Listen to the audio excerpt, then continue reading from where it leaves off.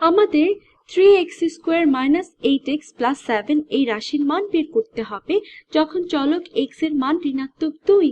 তার মানে এই মান বের করার জন্য এই রাশির যেখানে x আছে তাকে ঋণাত্মক 2 দিয়ে প্রতিস্থাপন করতে হবে। তাহলে এখানে লিখতে পারি 3 গুণ x এর বদলে ঋণাত্মক 2 কে স্কয়ার করলাম মাইনাস 8 x এর বদলে ঋণাত্মক 2 দিয়ে গুণ করলাম যোগ 7।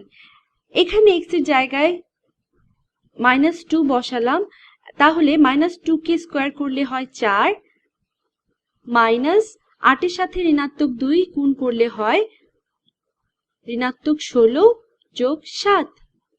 3 আর 4 কে গুণ করলে হয় 12 আর মাইনাস মাইনাস গুণ করলে হয় প্লাস অর্থাৎ ধনাত্মক।